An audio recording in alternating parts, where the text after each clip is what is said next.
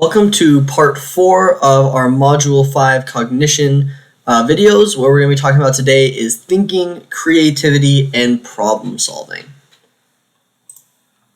So the first thing we're going to talk about here are really about how we think. And the first thing is what is called a concept. Now concepts are super important. What it is a mental group of things that are similar. Now this can be objects, it can be events, it can be ideas, it can be people.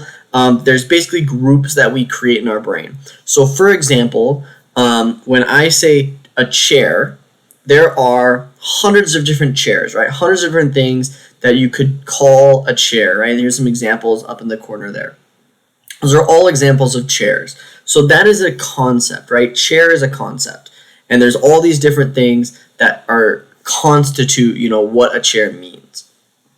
Now again, in these concepts, we create these groups that have a certain level of similarity, right? Now there's certain things that, for example, a chair has to have for it to be a chair, right? There's certain things that make it a chair. For example, you need to be able to sit in it. Otherwise, if you can't sit in it, it's not a chair. So there's certain things that make them similar, even though there's a lot of differences. Another example, if I said like dogs, like a dog is a category of animal. And there's certain things that we have to have that make something a dog, right? There's something that differentiates a dog from a cat, from a hamster, from a rabbit, from a squirrel, right? All those are different things. So there's a certain amount of similarity, even though in the group of dogs overall, they can probably look really different, right? The difference between like a Newfoundland or a Great Dane and a Chihuahua is very big. So there's, a certain level of similarity that makes these concepts. Concepts are really important. We'll talk about them a little bit again later on when we talk about human development, because we'll talk about how we basically build these concepts or start building them when we're really young. Now, concepts are usually formed by developing what we call a prototype. So a prototype is like a mental image that best represents a certain category. So for example, if I told you to explain to me, what is a dog? What you would think about to do that is your prototype of what a dog is. So there's certain characteristics that you would think of. And this is why you can show like a silhouette of an animal, like a silhouette of a dog, and you all know it's a dog, because there's certain prototypical things that are part of that. Now, the reality is most of us, if I said, what is the prototype of a dog, you probably wouldn't say like a pug. But a pug is still a dog. So the prototype isn't perfect. It doesn't necessarily fit everything, but it's the best example of that category. Same thing with a chair. If I asked you what is the prototype of a chair, you would probably say something like the ones down here, as opposed to some of the ones up here that are kind of more odd, right? You'd probably say something like kind of one of these, where you just think of a standard chair. That would be the prototype that we have for this concept.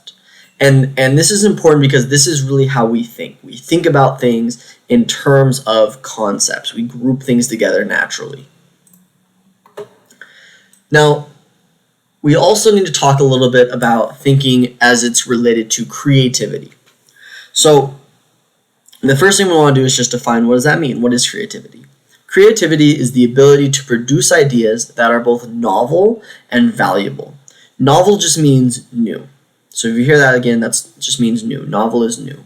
So being creative means you're able to create something new, coming up with an idea that's new and valuable. Coming up with an idea that's new but doesn't have any value doesn't really matter, right? That's not useful to anybody. So it has to be new but also have value to it. That's what it means to be creative. Now, in this pursuit, there are basically two different ways of thinking. We'll kind of talk about which one has to do more with creativity. We have what is called convergent thinking and divergent thinking. Now, both of these things are different things that everybody does. We all think convergently and we all think divergently sometimes. Now, we can get better or worse at each one of these, and we might naturally be better at one or the other, or practice more than one or the other. But we all are going to use both styles here. Convergent thinking is our ability to provide a single correct answer to something. So convergent thinking is the kind of thinking we use in like math class, for example. So when you go to math class, right, you get a problem of some sort of math problem, and you follow specific steps and you get the one single correct answer. And 99% of the time in a math class, your answer is right or it's wrong. That's it. There's no in between. There's no, creativity to it necessarily, at least at like low levels of math. There's no way to be creative about 2 plus 2. It just equals 4. That's what it does. So when we're thinking convergently, that's what we're doing. We also have what is called divergent thinking. So divergent thinking is our ability to consider a bunch of different options and to think in novel ways. So divergent thinking is going to be connected more with creativity. So we might see divergent thinking, for example, in like an English class. So in English class, they might give you a prompt of something like, write a story about love. When you're doing that, there are infinite ways that you could tell that story. There are tons and tons of different things you can say. There's not really a correct answer, right? There's millions of different stories you could write, different angles you could take, different storylines, different characters, different themes that you can talk about there. So when you're doing that, you're thinking divergently. You're creating something new, and you've got a whole bunch of different kind of options that you're picking and choosing from, as opposed to convergent, where you are going and converging on that one single correct answer. So ideally, we're going to use both of these. Now again, creativity is obviously connected more with divergent thinking. This ability, right, where you've got free reign to kind of figure out and pick from a variety of different ideas and do something new and different. And again, when you think, I think math is a nice example, although there is divergent thinking in like high levels of math, but the reality is when you're in math class, being creative may not be always the best thing in the world. There's at least certain things that you need to just follow the steps of the equation, and that's what you need to do. So you're always going to be thinking convergently in that way. So we also know that there are actually components to being creative. So being creative, although I think most people think of creativity as a kind of like a genetic, gift that some people are just born creative and that's it, and other people aren't. The reality is that's not true. You can actually learn to be creative, and a lot of creativity, although some does come from, just your genetics and things, but a lot of it actually comes from your environment. A lot of it comes from how you were raised, how you think, whether or not you've been asked to be creative or being taught to be creative throughout your life. So there's actually components that go into this. So the first component of creativity is expertise. It's a well-developed knowledge. So to be creative in any field, you need to be knowledgeable of that field. A really simple example, and let's use an example of maybe I'm a musical artist.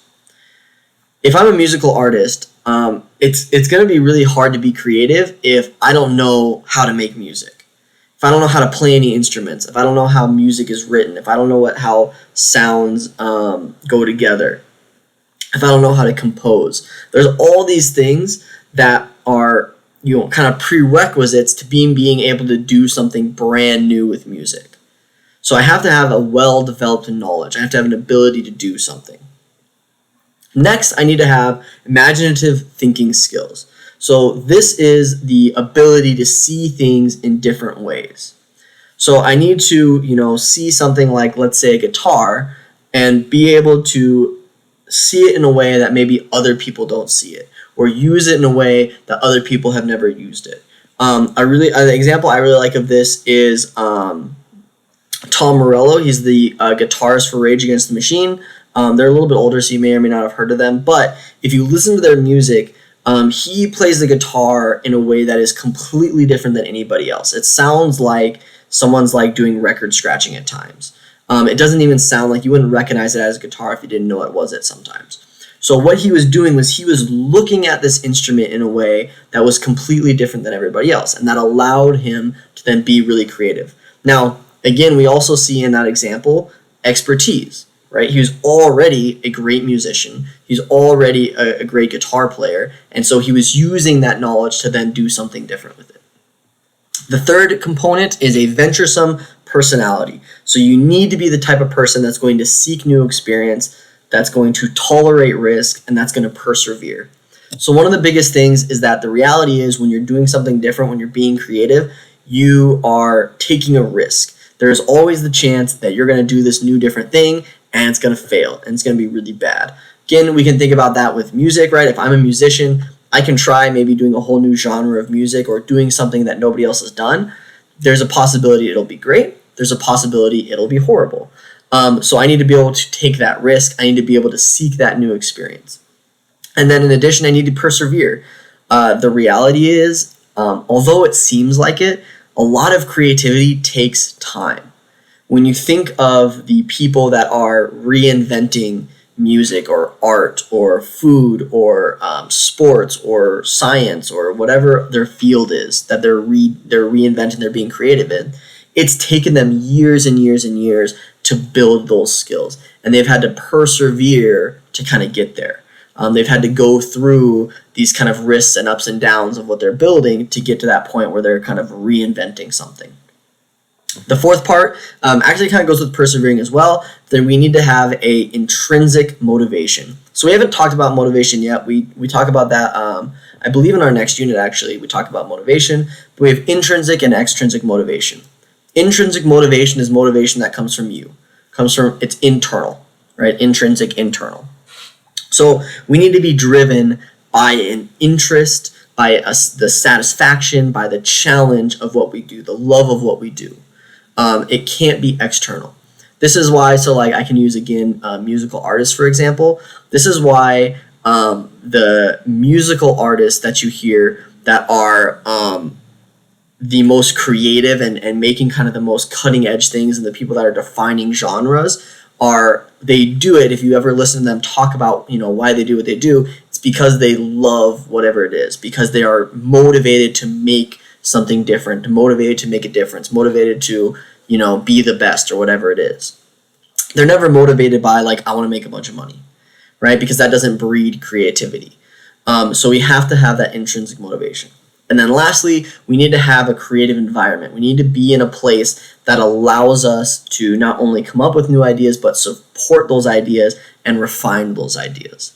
So a really nice example of this that you may have heard of is if you look at like Silicon Valley, like tech companies, they kind of like reinvented how office spaces work. So when I was young, not that I was like working in an office, but when I was young, if you've seen like old movies, you see offices and there's just kind of square cubicles, right? And everyone's in their own little cubicle and they're just kind of mindlessly working away. That kind of environment is horrible for creativity. It's good for, getting, things done that don't need to be creative, like mindless kind of work, but creatively it's not very good. So when you look at like Google for example, they have like these really broad open floor plan offices that have like all sorts of things going on. They've got games, they've got interesting furniture, they've got art everywhere, they've got activities going on. And the idea is what that's doing is that's creating an environment that not only helps people come up with new interesting things, but then supports them and it refines those creative ideas. Okay, it kind of breeds them and makes them a little bit better. So all of these are the components to being creative and creating something new. So from here, we're going to start talking a little bit about how we solve problems. So creativity is obviously a piece of this, but we have to look at what are the actual strategies that we use to solve a problem. So there's two really big ones that we're going to talk about. There's a few that we'll mention, but there's two main ones. The first one is what is called an algorithm. So an algorithm is a step-by-step procedure that is guaranteeing a solution. So if you follow an algorithm, no matter what, you will get to the right answer. And that's it, as long as you follow it correctly. Okay? You can think of an algorithm a lot like a math problem. When you have a math problem, if they give you the equation, as long as you do the math right, as long as you follow the equation correctly, the answer is going to be correct. There's no other way to go around it.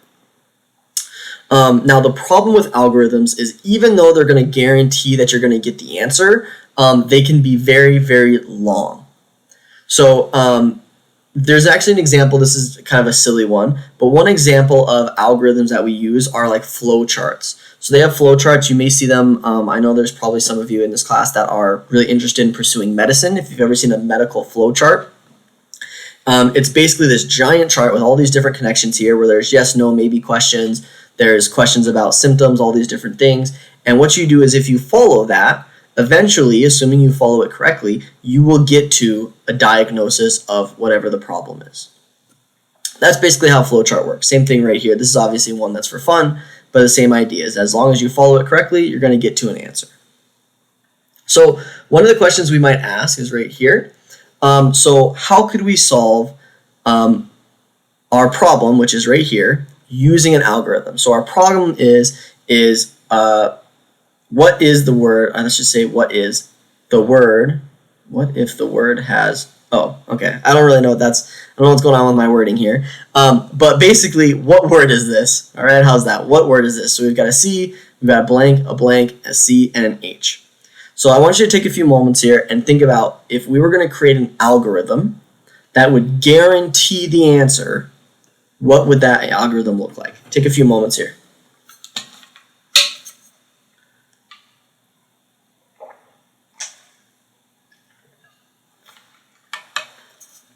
Now, if you're still thinking, go ahead and pause it for a second, because I'm going to kind of tell you the answer. So one algorithm that we could do is very simply, we could plug in letters. So we start at A and A. Does it work? Nope. We go to the next one. A, B.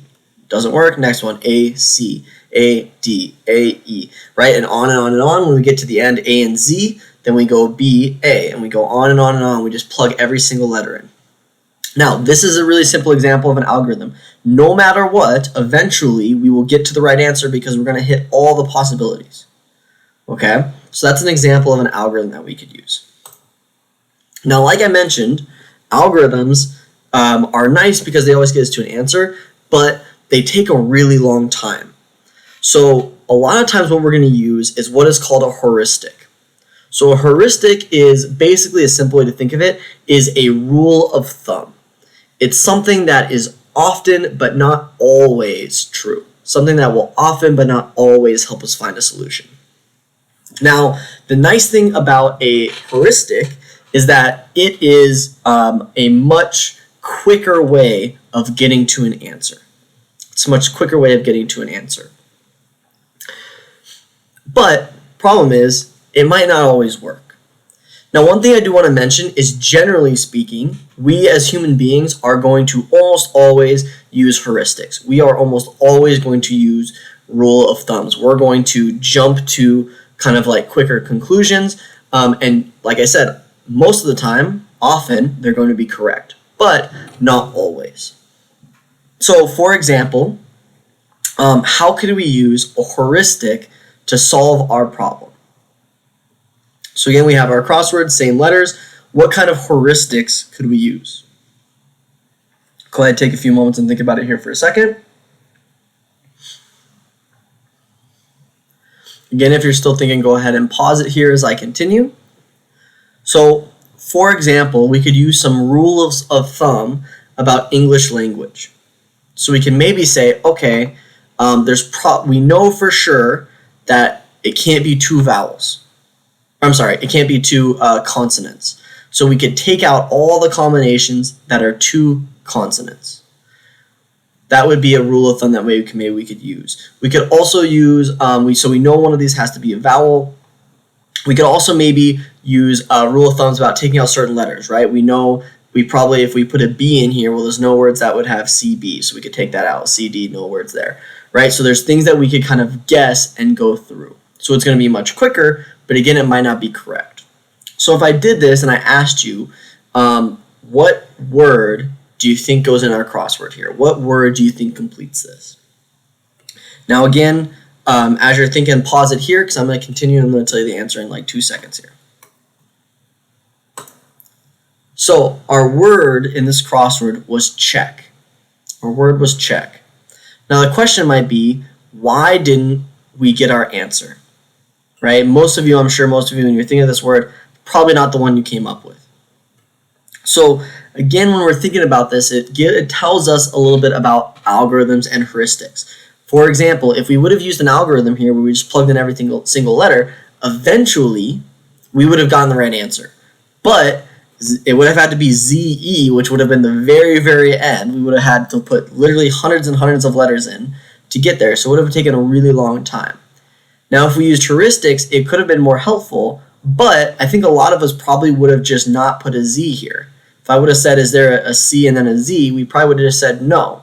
So we may have just never gotten to the answer. So again, it tells us a little bit about how algorithms and heuristics work and how we use them. Our next problem-solving strategy is insight. Now, insight isn't really, it's technically a strategy, but it's not something that you can use the way you can use a heuristic or use an algorithm. Insight is just the sudden realization of a problem solution. And we've already talked about this with insight learning. If you remember, we talked about the chimpanzee stacking the boxes to get to the bananas. So it's this idea that we have this sudden realization of an answer. We can actually see insight in brain scans.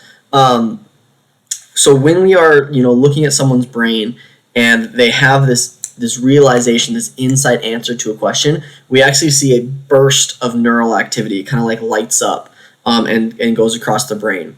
So it's really interesting because there's actually a biological connection that we see as well.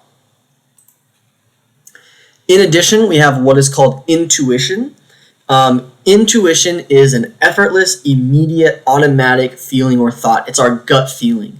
So when you have a decision to make, you kind of have this natural feeling. We always refer to it as our gut feeling. Obviously, it doesn't necessarily come from our gut, but we have this kind of just immediate answer that comes up. This thing that you just feel like is the right answer. That's what our intuition is. Now, this is the main thing we use to solve or to make decisions. To solve problems or make decisions. This is the main thing we're going to use. 99% of the decisions we make we are making through intuition. Now, again, when you think about when I say a decision, you make thousands, if not millions of decisions every single day. From the second you wake up, you're making decisions. Where am I going to go? What am I going to do? Am I going to brush my teeth? What am I going to wear? Where am I going to sit? All these different things are all decisions that you're making, and you're making them very quickly and generally speaking through your intuition, this kind of natural gut reaction, this natural gut feeling. Now, what we're going to start looking at here are problems that we can have when it comes to answering questions or making decisions here. So both the representative heuristic and the availability heuristic are types of heuristics that we use that oftentimes can lead us kind of the wrong direction. Now, sometimes it works, but a lot of times it's not going to necessarily be correct. So we have what first is a representativeness heuristic. So this is estimating the likelihood of events in terms of how well they seem to represent particular prototypes may lead us to ignore other relevant information. So this is one example of this is stereotyping people. So for example, if we were at a court case, right, we were all the, or we're not on trial, we are part of the jury. Sorry, I couldn't remember what that was for a second. So let's say we're all in jury. And the person that committed the crime, right, is tatted up, right? And they look like someone that we associate with a criminal, right? That's that prototype. You have this image, we all have this image of what does a criminal look like in our head. So if they represent that prototype, it leads us, or it can lead us, to ignore other relevant information. So there might be information that we get that we would actually ignore because they represent a stereotype. This could be something that's very important. It's something that can explain or could possibly explain why we see certain groups of people like African Americans being more likely to be charged with a crime than maybe someone who is white. There's obviously a lot of other systemic things going on that aren't necessarily psychological, but this could be one thing, is that when we look at these people, if we look at someone and they look to us like a criminal, they represent a criminal to us, right? We might be more likely to assume that they are one. We can also see a similar thing in what is called the availability heuristic. So availability heuristic is the estimating of the likelihood of events based on their availability in memory. Now, the reason this a lot of times causes problems is that, like we've learned before, the more vivid a memory is, the more likely we are to remember it. So if it's really easy to kind of like reach a memory, we assume it's really common. So for example, and this example is actually really good because it's a really common one, a lot of people have a fear of like the ocean or the fear of sharks, right? They're worried they're going to get attacked by a shark in the water. The reality is sharks attack like less than 5 or 10, I think it's like 5 or 10 people a year. And I don't even think they kill one a year, right? It's super, super unlikely. It's almost never going to happen.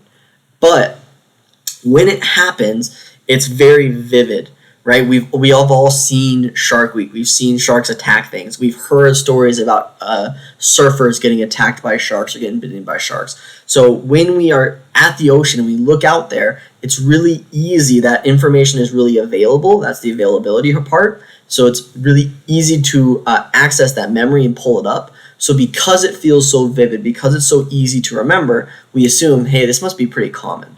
When the reality is, it's not.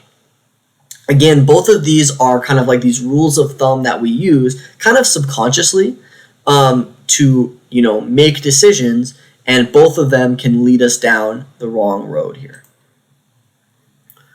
So there are some other reasons, though, why we make bad decisions. And there's actually really interesting, there's a whole books that psychologists have written about why humans actually are really bad at making decisions. And we like to feel like we're these very logical beings, that we do things because of their consequences and we do the thing that makes the most sense at the time. The reality is the majority of the things we do don't make sense, and a lot of them are really bad decisions. We just don't realize it.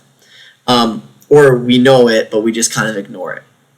So some of the other reasons why we make these bad decisions are something like overconfidence. Very straightforward. It's the tendency to overestimate the accuracy of our beliefs and judgments. Now, again, this is basically just what I said, that we tend to assume that we are pretty accurate, that we make pretty good judgments, that we're generally speaking going to do well. And we can see this. This is something we've seen, like we actually have seen this really interestingly in test scores when it comes to we compare countries, is that the United States, for example, across the board always scores the highest in how well we think we did. We always score the best, and when they ask students how well do you think you scored, we always score super, super high.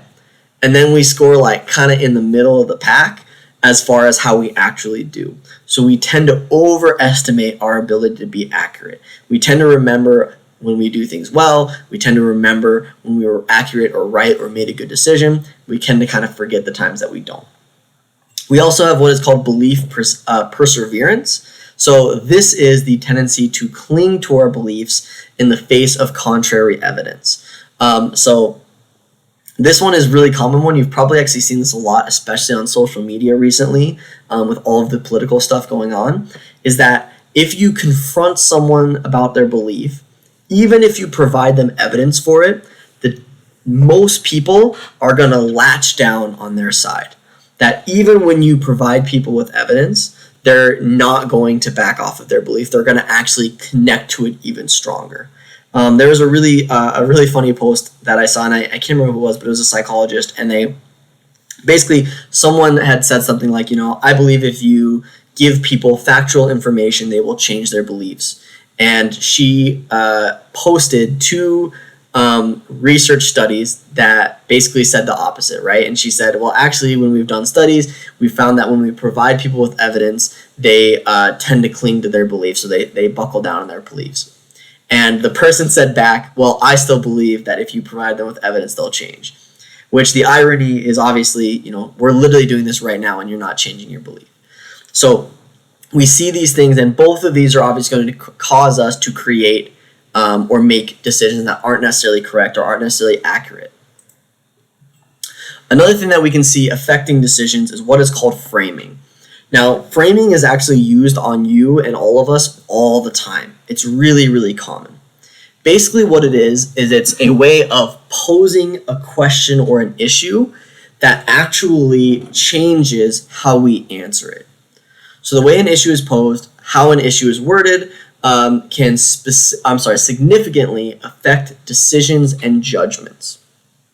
So I'm going to give you a few examples here. So let's look at these ones first. These first two are examples. So when you go to the store, right, there's two different brands of yogurt here. Now, one of them it says contains 20% fat. The other one says 80% fat-free. Now, if I asked you, which one of these yogurts are you going to buy, what would you say?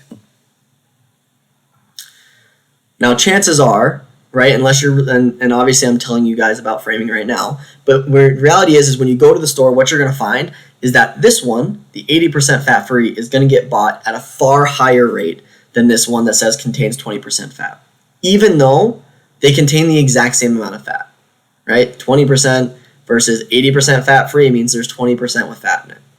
So even though it's the same exact number, if we were like logical beings, right, we would buy each of these yogurts at the exact same rate. It wouldn't matter. But we don't. We go for this fat-free one, this 80% fat-free. We see the same thing when it comes to selling stuff. And again, these are all techniques that marketers use. So we have what is called, sometimes called the decoy price. So when we have two bottles, I don't know what this is. Let's say it's Gatorade. I don't know. It looks like wine, but we're going to say it's Gatorade because this is high school. So you're buying these two bottles of Gatorade, right? One of them is $10. One of them is $30. Now, when you look at this, you look at these two and you see this one and you go, all right, there's no way I'm paying $30, 3 times as much for something similar. But what they can do is by framing it a little bit differently, we can change the results. So if we then add a $50 bottle, what we'll find is that people will buy the $30 one. Even if it's the exact same one as it was here, even if this $10 one is the exact same, because what we've done is we've added what they call, this is the decoy part, we've added something that is more expensive, and then this one now seems reasonable, right? It's no longer the expensive option, now it's the middle option. Okay, and this is really, really common. Like we see this all the time. This is kind of a little off topic, but basically like when you go to the grocery store, for example, is a really good example of it. There's like basically like 6 or 7 companies that pretty much make like all of the processed food that you buy, like pretty much everything. So for example, like I think a really good way to look at it is the cereal aisle. If you go to the cereal aisle, there's like whole aisles and there's like tons and tons and tons of different kinds of cereal. The reality is almost all of those are made by the same really small group of companies. And what they do is they're creating just different levels of the same thing. And so what they can do is they can make a really cheap option, they can make a really expensive option, and they can make an option that's in the middle. And what they can do then is shift all of our buying habits away from this cheaper product toward this one that was originally too expensive, but now it seems reasonable. Right? So this is a really common tactic that we see used all the time. Another example is this text that you see right here. So it says, in many European countries, as well as the United States, people can decide to be organ donors. In some countries, the default option is yes, but people can opt out. So when you get your ID, you're automatically an organ donor. To not be an organ donor, you need to specifically say, I would like to not be an organ donor. You get it taken off. Nearly 100% of the people in opt-out countries have agreed to be donors. In countries where the default option is no, most do not agree to be donors. So in the United States, for example, you need to opt in. You have to say you're going to be an organ donor. So in the US, most people aren't organ donors. And again, the question itself hasn't changed. All that's changed is how we frame it. And this is, again, a really, really important one. I like to stress this as well, and obviously we've seen a lot of it recently because we just went through an election year. But this is an incredibly big piece in politics as well. How we frame a question is incredibly impactful on the answer or the way that people will answer it. Okay, so framing is super, super, super important. So that's going to wrap up this conversation on thinking and problem solving. We're going to do a lot of different problems in class where we'll actually look at this stuff a little bit more. But for now, just take a few moments, write a short summary, and I'll see you guys next time.